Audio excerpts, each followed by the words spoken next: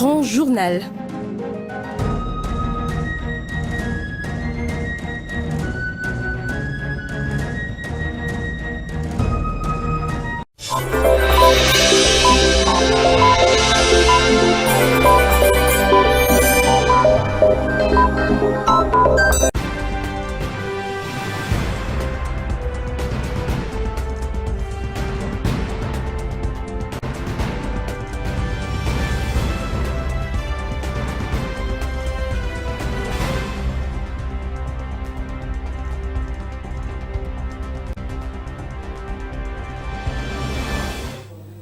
Vous êtes sur Life Télévision, mesdames, messieurs, merci de nous rejoindre tout de suite. Les sommaires, célébration de la Journée internationale de la femme rurale ce 15 octobre au pays. La ministre du Genre plaide pour un bon encadrement de celle-ci et l'amélioration des infrastructures pouvant lui permettre de bien communiquer. Toute une série de reportages est à suivre. Et puis, le constat est amer. L'école Kayeke à la cité Manika a perdu les toitures de 3 de ces salles de classe. Dégâts enregistrés après la pluie diluvienne qui s'est abattue samedi sur Kolwezi. C'est tout pour les titres, les développements. C'est tout de suite.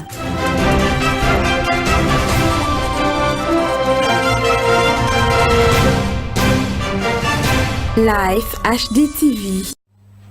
Bienvenue mesdames, messieurs dans cette édition de nos informations. Le 15 octobre de chaque année, elle est célébrée sur l'échiquier international, la journée internationale de la femme rurale instaurée par les Nations Unies. Cette journée a pour objectif d'accompagner les femmes et les filles rurales du monde entier pour accroître les investissements dans les infrastructures, permettre aussi l'accès aux services et la protection sociale durable afin de contribuer à transformer leurs moyens de subsistance. Reportage Odette Mungenu. Cette journée, connue au départ sous le nom de la Journée internationale des paysannes, est depuis 2012 répertoriée comme étant la Journée internationale de la femme rurale. C'est l'Organisation des Nations Unies qui en est à l'origine et son secrétaire général Ban Ki-moon a délivré un message à l'occasion de son lancement. L'autonomisation des femmes revêt une importance cruciale pour éradiquer la faim et la pauvreté. En privant les femmes de leurs droits et de possibilités, ce sont leurs enfants et leur société que nous privons d'un avenir meilleur. C'est la raison pour laquelle l'Organisation des Nations Unies a récemment lancé un programme l'autonomisation des femmes rurales et de renforcement de la sécurité alimentaire. Les femmes rurales jouent un rôle essentiel et incontournable dans les économies rurales des pays en voie de développement. Dans la plupart d'entre eux, elles participent à la production agricole, fournissent la nourriture, l'eau et le combustible pour leur foyer. Elles mènent des fronts d'autres travaux en dehors de la femme pour améliorer le niveau de vie de leur famille. De plus, elles sont en première ligne pour assurer des fonctions vitales comme l'éducation des enfants, la prise en charge des malades et des personnes âgées. Les reconnaître et les soutenir en tant que telles peut constituer un levier de développement extrêmement puissant. Et puis, la ministre nationale du Genre, Famille et Enfants a plaidé pour l'encadrement de la femme rurale lors de son mot à l'occasion de cette journée internationale de la femme rurale.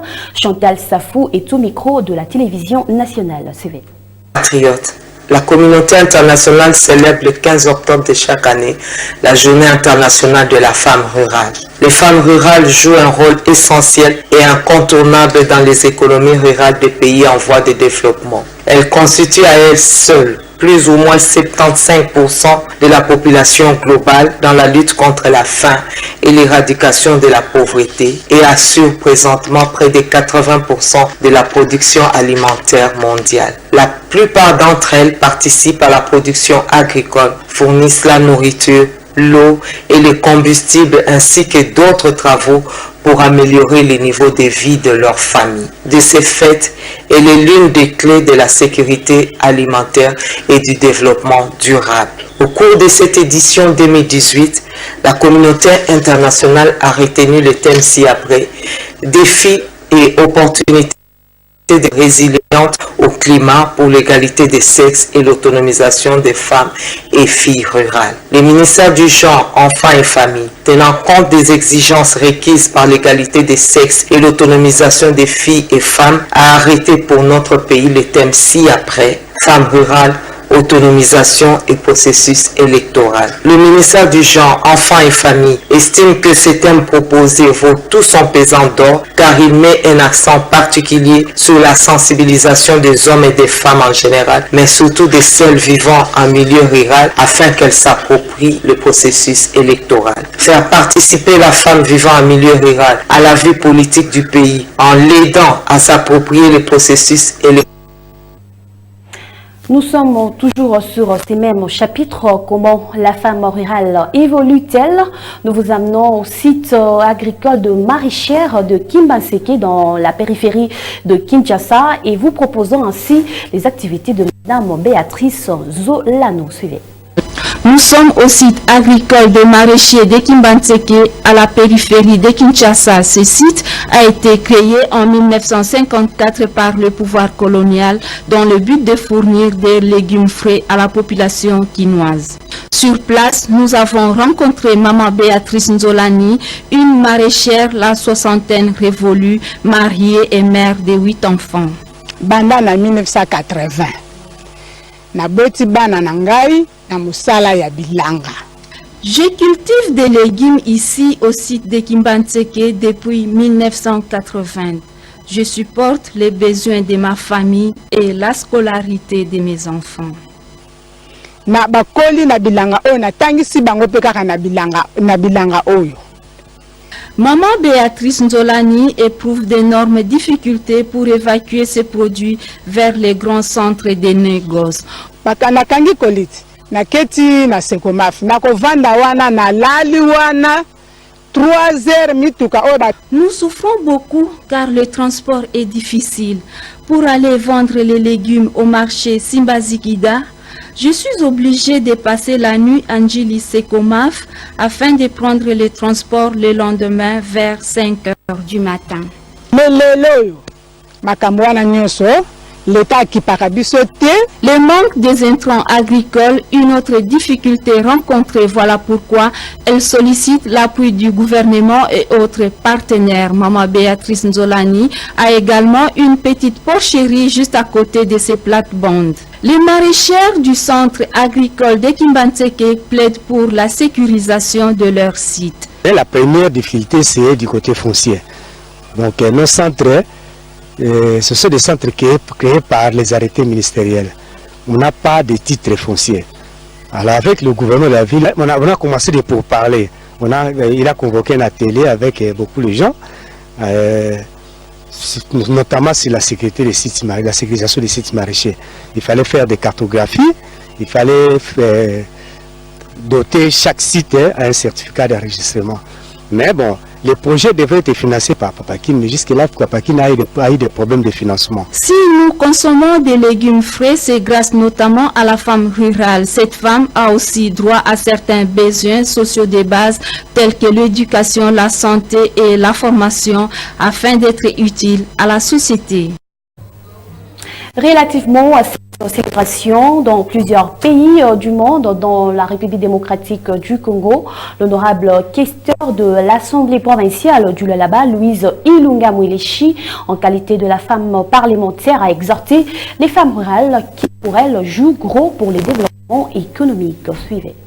Nous, les parlementaires, par exemple, je dirais que nous venons de vacances parlementaires, chaque femme et dans son fief électoral, elle a fait ça.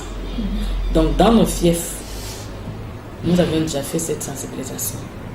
Parce qu'il y a des couches de femmes, de mamans. Et la plupart, je dirais que dans nos villages, 80% ce sont des femmes. Et ce sont des femmes qui ne croisent pas leurs bras, qui travaillent.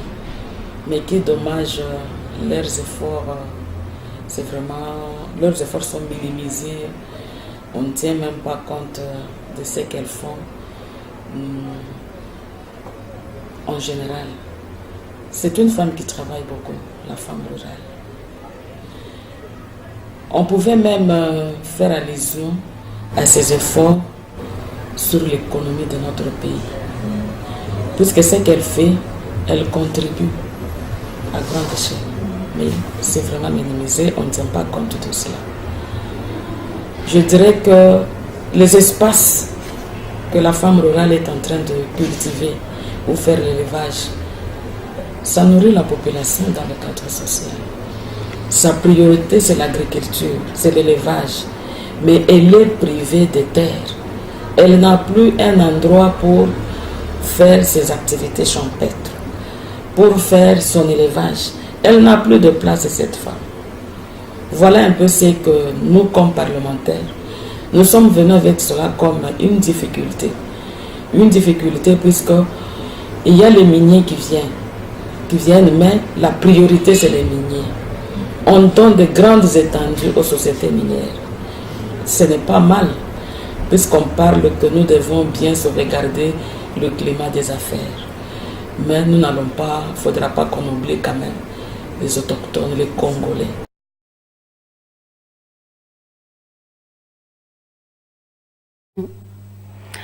Autre chose, mesdames, messieurs, la pluie diluvienne qui s'est abattue sur Kolwezi le samedi dernier a causé plusieurs dégâts à la cité Manika, précisément à l'école Kayeke, où 3 des 6 salles des classes ont perdu leur toiture. La situation inquiète les responsables scolaires de cette école.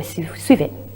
3 salles de classe de l'école primaire Kayeke n'ont plus de toiture. Cette dernière a été emportée par la pluie diluvienne qui s'est abattue sur Kolwezi le samedi dernier. Une situation qui a perturbé le bon déroulement des cours ce lundi 15 octobre dans cette école située à la cité Manika. Les élèves étaient obligés de passer les cours dans d'autres salles de classe de manière confinée, chose qui inquiète le responsable de cet établissement scolaire. Juste après la pluie, nous avons constaté que la toiture de 3 salles de classe est emportée. Une partie est tombée dans une parcelle qui a aussi causé des dégâts. L'autre partie est montée à l'arbre. Quand nous demandons aux autorités locales s'ils peuvent nous tendre quand même une main forte, parce que nous sommes juste au début de la rentrée scolaire. Si les enfants peuvent étudier, fusionner, confiner là-bas, en tout cas, ça n'ira pas. Nous demandons en tout cas l'aide du gouverneur de la province de Lualaba. Nous savons qu'il a toujours eu des solutions par rapport à de tels cas. Une partie de la toiture a trouvé refuge sur un arbre se trouvant dans une des parcelles voisines de l'école frappée.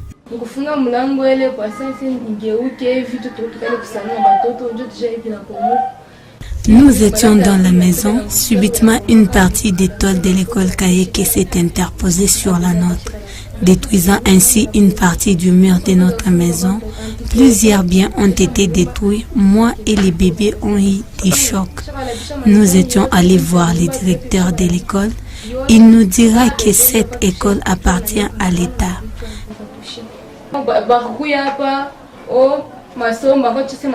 Nous plaidons donc aux autorités compétentes de nous venir en aide avec cette pluie qui commence. Nous ne savons où aller.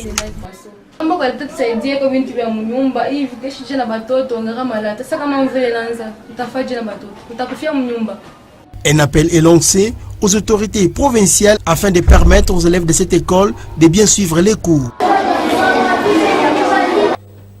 Toujours dans ce journal, mesdames, messieurs, l'avenue Ungungandu au quartier latin connaît un délabrement avancé pour faciliter le déplacement de transports en commun en toute quiétude, ce qui pousse les conducteurs à lancer un SOS aux autorités pour une solution palliative, constatée par John Nangoy.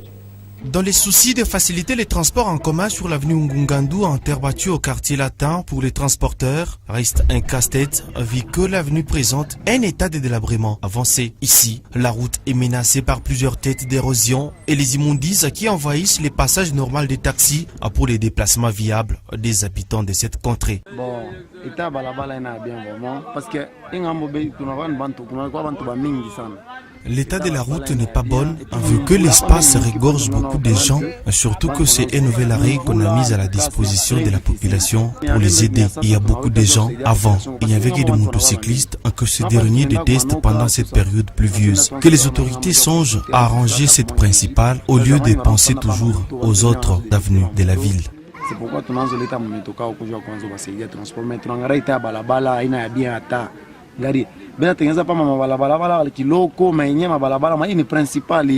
Effectuer aisément les déplacements en toute quiétude, tel est le souci majeur des transporteurs qui exercent leurs travaux. Sur ces tronçons trop sollicités, NSOS est lancé aux autorités compétentes pour une solution palliative avant que la saison pluvieuse s'annonce palpitante.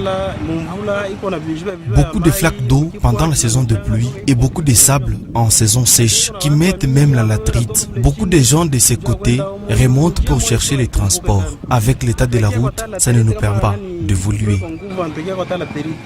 Pour rappel, cette route relie le long de la nationale numéro 39. Les bonnes infrastructures routières au Lualaba reflèteront l'image du développement durable quant à ce dossier. À suivre.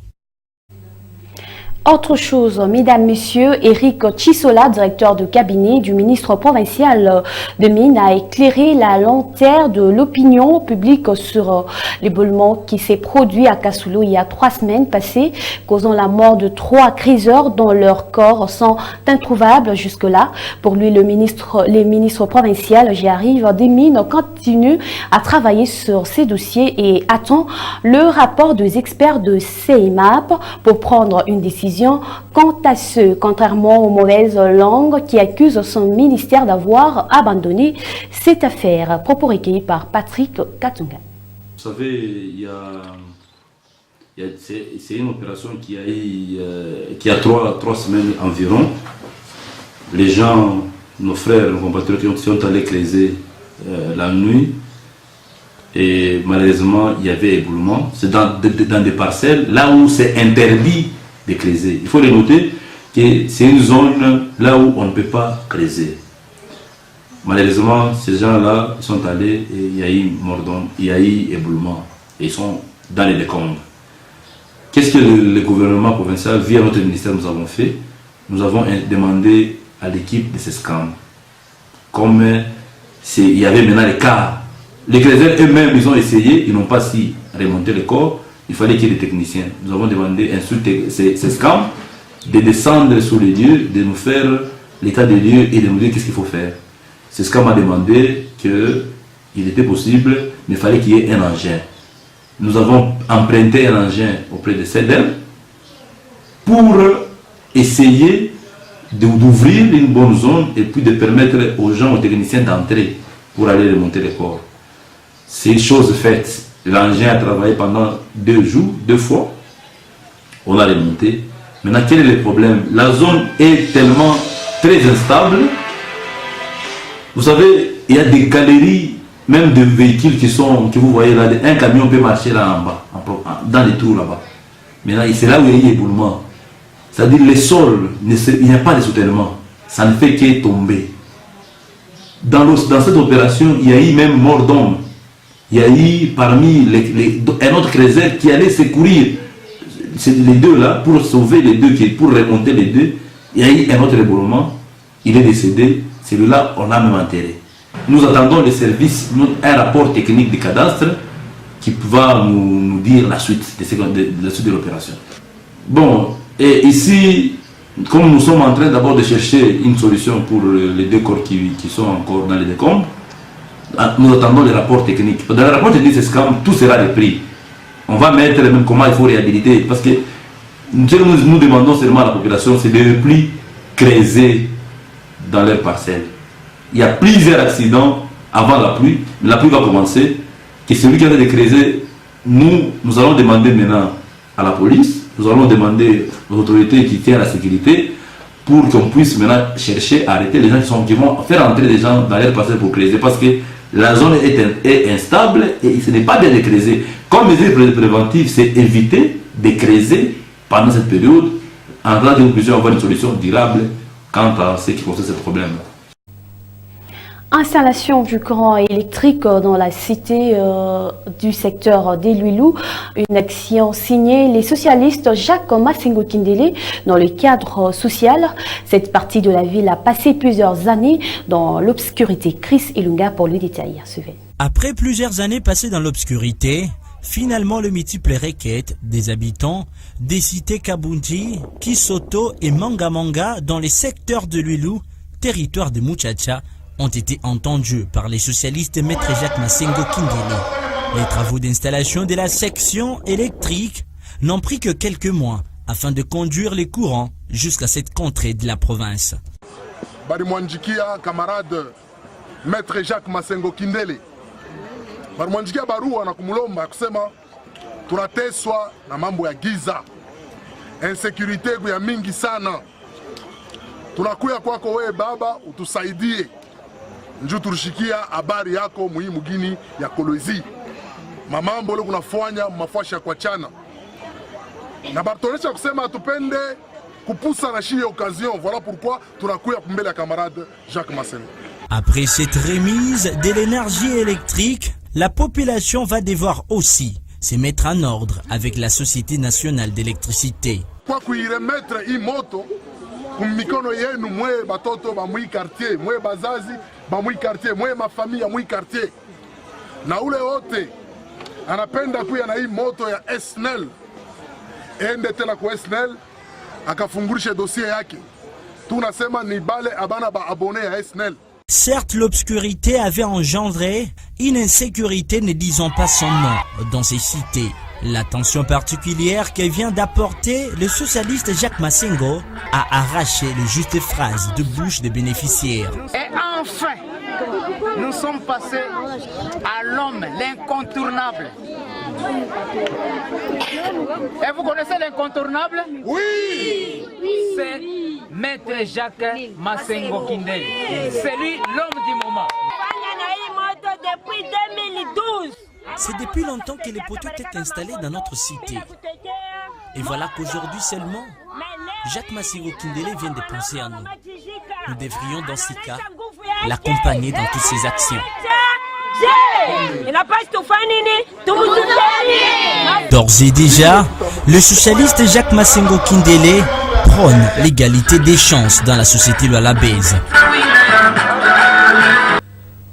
Toujours dans ce journal, mesdames, messieurs, Jean-Marie Kasséa Tshingabo a visité le membre de sa fondation de la cellule du quartier Kabila dans la commune de Manika.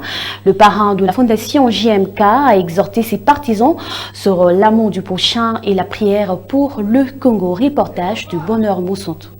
Il était 17h lorsque Jean-Marie Kasséa Tshingabo est arrivé au quartier Kabila dans la commune de Manika le dimanche 14 octobre. Ici, les représentants de 30 communautés chrétiennes étaient mobilisés pour lui réserver un accueil chaleureux.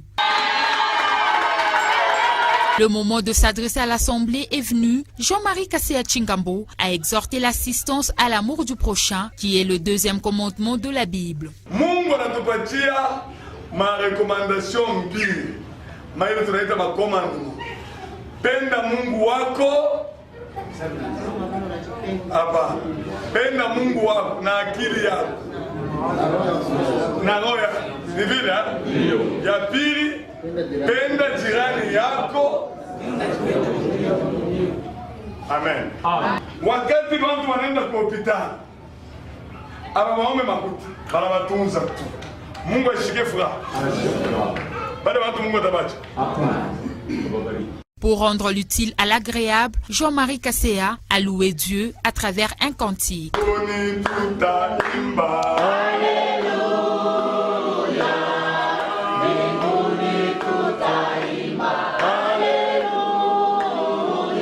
C'est par une prière intense pour le Congo que s'est soldée cette rencontre. C'était un reportage de Bonheur Moussantou rendu par Odette Munguenou. Et puis autre chose, en marge de la 5e édition Business Show, tenue du 12 au 13 octobre, l'entreprise minière Tsenke Fungurume Mining a organisé un atelier avec les fournisseurs et entrepreneurs sur la sensibilisation et information, j'y arrive, sur certains aspects commerciaux. À cet atelier, la présence du ministre de l'Intérieur représentant le gouverneur empêché était à signaler. Gloire Malissou. En marge de la 5e édition Business Show, organisée par la société minière TFM, sous le thème « Promouvoir l'entrepreneuriat local », dans la cité de Fungurume, le ministre de l'Intérieur a tenu un atelier avec l'entreprise minière TFM, les fournisseurs et les jeunes entrepreneurs venus de diverses contrées de la province du Lualaba. Au menu de cet atelier, la sensibilisation et l'information sur certains aspects commerciaux. Divers modérateurs ont défilé tour à tour pour exposer. Au sortir, quelques participants nous livrent leurs impressions. Il y a eu la loi sur la sous-traitance et même les mesures d'accompagnement que le Premier ministre a publiées. Là, nous sommes en train de vulgariser ça et voir des choses comme ça, c'est pour nous une bonne chose. Nous apprécions et nous voulons qu'il y ait des sous-traitances locales. Et il faut dire que l'entreprise Tenke Fungurume Mining fournit beaucoup d'efforts pour encourager l'entrepreneuriat, surtout pour les jeunes. C'est une très belle opportunité pour nous.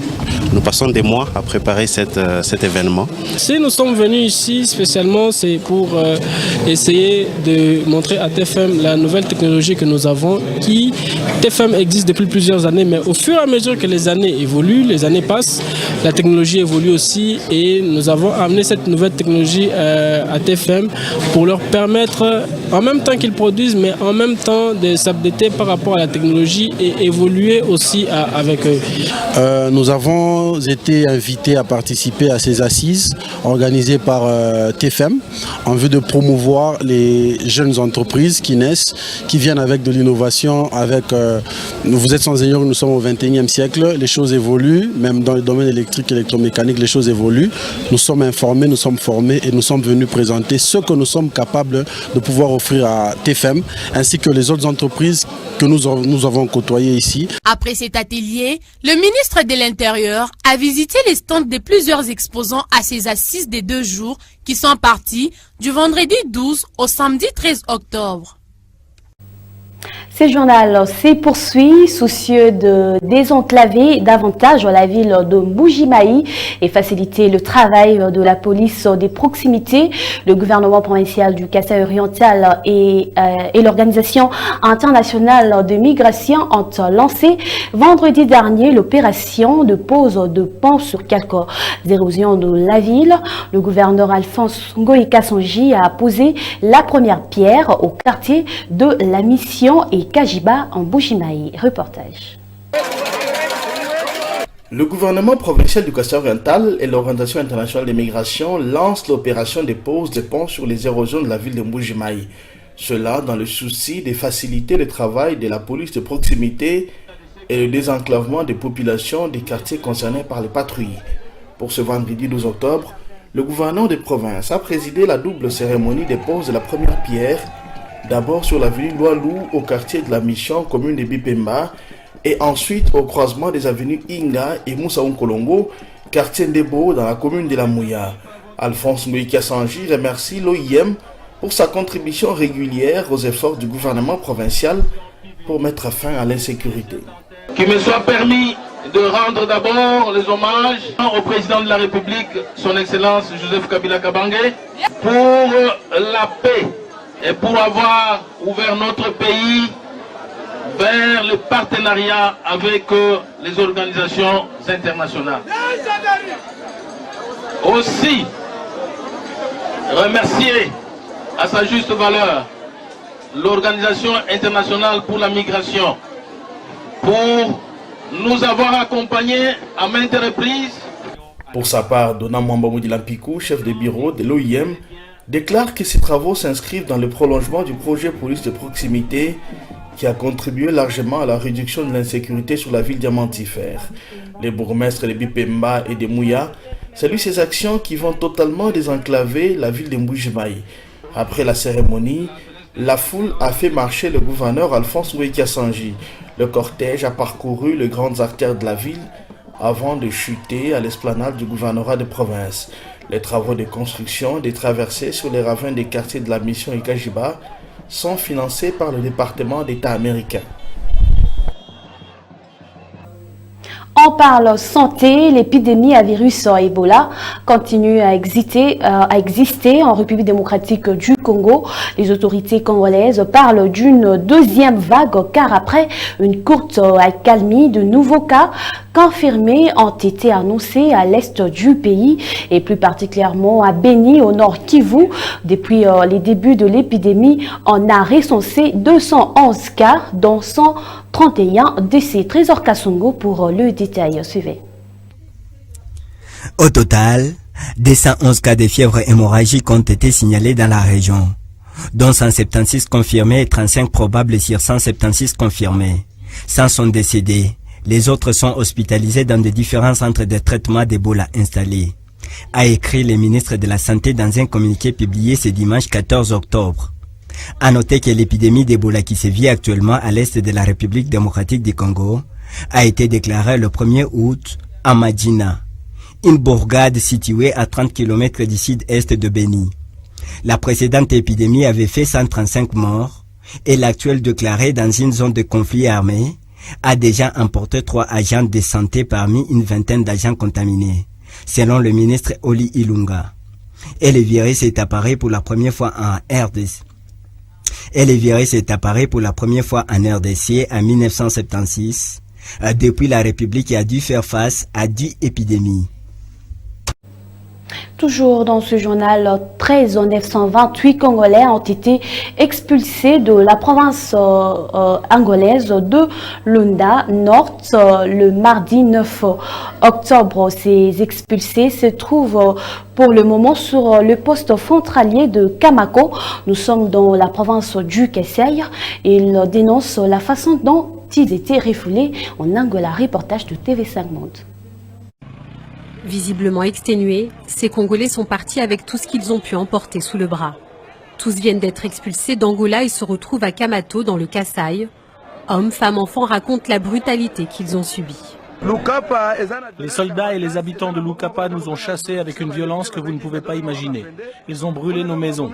La police angolaise a pris tout ce que nous possédions pour nous faire quitter la ville. Depuis près de 2 semaines, plus de 180 000 Congolais ont traversé la frontière pour le Kasaï selon le gouverneur de la province. C'est la conséquence de la vaste opération lancée par l'Angola. Elle vise à reconduire hors du pays les personnes en situation irrégulière et tout particulièrement les étrangers travaillant dans les maisons d'achat de diamants. Je vis en Angola depuis longtemps et mes papiers sont en règle. Je ne connais pas vraiment la RDC, mais j'ai été obligé de quitter l'Angola à cause de la violence des soldats angolais et de la population. Ils nous ont chassés. Les autorités angolaises ne veulent pas d'étrangers sur leur sol, en particulier les Congolais qui travaillent dans le secteur du diamant. Ils nous ont forcés à sortir et ils ont incendié nos maisons. Les Congolais expulsés Manu Militari d'Angola sont sans rien ici à Kamato. Pas de sanitaire, pas d'hébergement, les refoulés se lavent et font la cuisine dans ce point d'eau. Une situation préoccupante. Depuis le 1er octobre, rien que dans la ville, 4... Ils nous ont chassés. Les autorités angolaises ne veulent pas d'étrangers sur leur sol, en particulier les Congolais qui travaillent dans le secteur du diamant. Ils nous ont forcés à sortir et ils ont incendié nos maisons. Les Congolais expulsés Manu Militari d'Angola sont sans rien ici à Kamato. Pas de sanitaire, pas d'hébergement, les refoulés se lavent et font la cuisine dans ce point d'eau.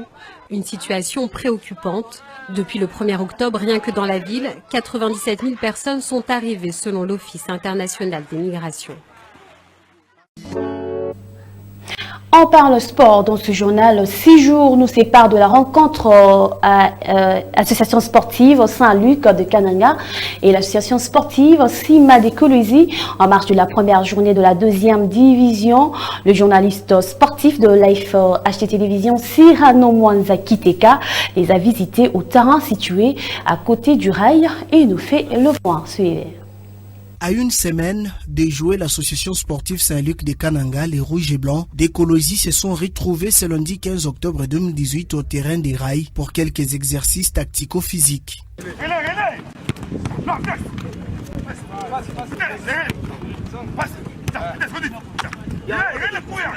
Aujourd'hui, l'honneur est aux supporters qui sont propriétaires de l'équipe. Mon moral est bien, sauf que ton adjoint équipe est bien. Chaque tu préparé pendant match d'entraînement moi benye mu bashuda mnaona alors shi hapa hatuna vya kusema vya mingi tunacheza match le 21 moral est tout bien ba fanatique yote ya Simba bakuye paka derrière équipe yabo bakuye derrière équipe yabo bampatie na président wetu confiance ile kazi munene anafanya kwa dépense yake munene ana recruter bali ba joueurs kuye na confiance. Profitant de cette occasion, les vice-présidents des sympathisants des Kamikazes les a appelés au soutien de l'équipe en posant un geste généreux et à la discipline car la 2e division est différente de l'entente urbaine de football de Kolwezi.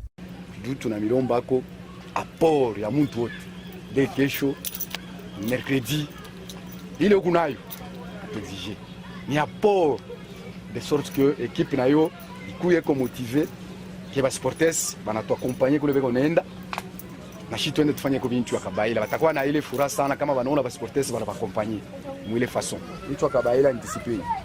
Simba Kamikaze, la rage de vaincre. Toujours en sport, la Ligue provinciale du football du Katanga a installé officiellement le comité sportif des ententes de Kolwezi, à savoir entente de jeunes de Kolwezi, entente des filles. C'est dimanche au 14 octobre dans la salle Immaculata. Landry Mbanza Moulunda pour le reportage suivant. C'est par un aperçu historique de toutes les deux ententes de football de Kolwezi que la manifestation a débuté. Vous savez, jadis, cette entité a eu le moment de gloire, un moment d'apogée. Elle regorgeait en son sein plus de 10 clubs qui brillaient de mille-feux, qui ont pris part, bien entendu, à différents championnats sur l'étendue du pays, le championnat provincial de la Ligue, le championnat national. Et ces équipes ont toujours amené de bons résultats. La saison sportive 2017-2018, l'entente des jeunes avait organisé un championnat local avec la participation de 17 clubs. En ce qui concerne d'autres détails, c'est le comité sortant qui possède tous les éléments, car nous n'avons pas encore procédé à la remise et reprise. Après, Ernest Momba, président de la Ligue de football du Katanga, a par la suite installé le comité de jeunes et filles de l'entente urbaine de football de Kolwezi en présence des autorités sportives. Le vice-président, c'est M. Biscardin Chilombo. Le secrétaire exécutif, c'est M. Chikuta Oki. Présidente, Mme Nathalie Kabouis-Cage. Au nom de notre président de la fédération, j'installe ces deux comités officiellement. Mes très sincères félicitations. Kouchi Chomba et Nathalie Kabouis, respectivement président et présidente des ententes, ont de lourdes tâches à rendre pour cette édition 2018-2019. Je m'en vais également remercier le gouverneur de province, son Excellence Richard Mies Manguez-Mans, pour son implication dans la relève du sport pour là-bas. C'est ici où j'invite tous les grands mécènes sportifs à créer de clubs jeunes. Cela va nous faciliter à créer d'autres catégories d'âge, notamment le mini, le cadet, ainsi que le junior. Les nouveaux comités des deux ententes ont par la même circonstance reçu quelques conseils venus des autorités sportives. J'aimerais vous demander dans un premier temps, vous qui êtes le président, de travailler dans la transparence. En Guadeloupe, nous qui sommes l'entente urbaine de foot senior, c'est chaque fois qu'il y a des petits problèmes, on se rencontre, on s'appelle, on ne décide jamais seul. La suite, les deux ententes sont appelées à organiser leur championnat d'ici peu. Mesdames, Messieurs, à présent, nous vous proposons de suivre le journal paru ce lundi 15 octobre 2018 à Kinshasa. Suivez. La revue de presse.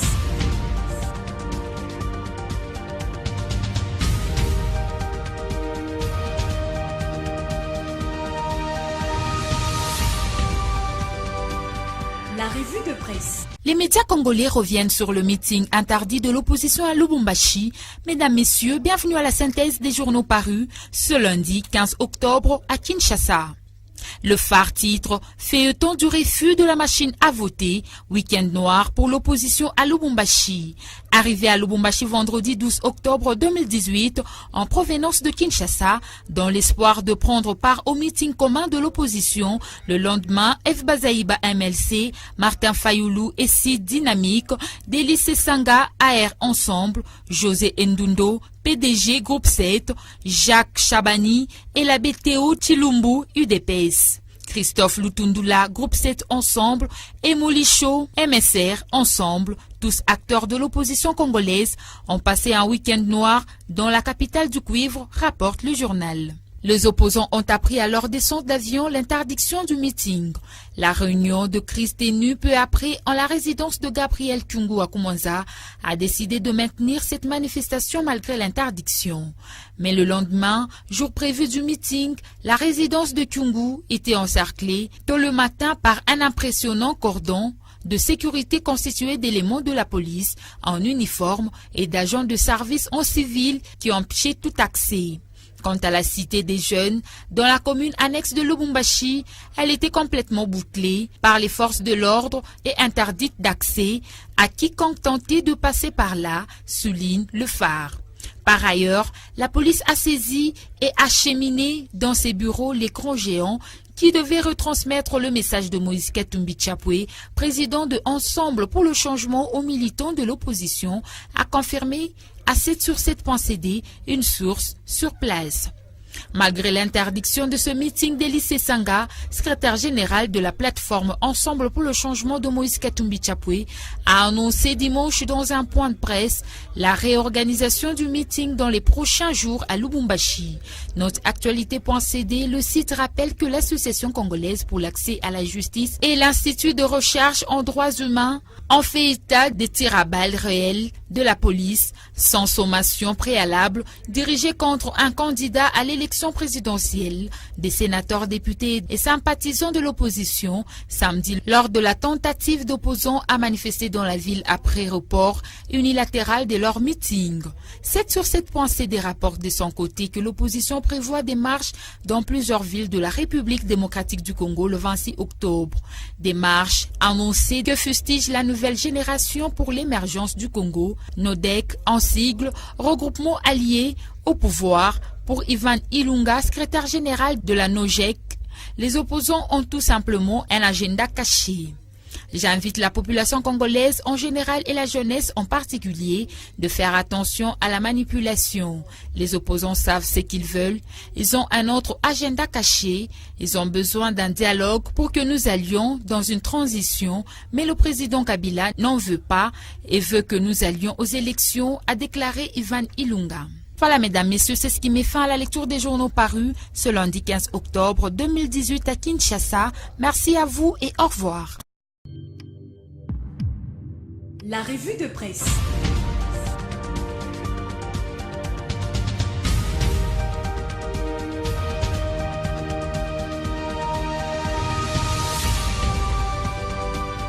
La revue de... Et c'est la fin de cette édition du journal, mesdames, messieurs. Merci à vous de l'avoir suivi. L'actualité est à suivre également sur notre chaîne YouTube Life Télévision. Au revoir.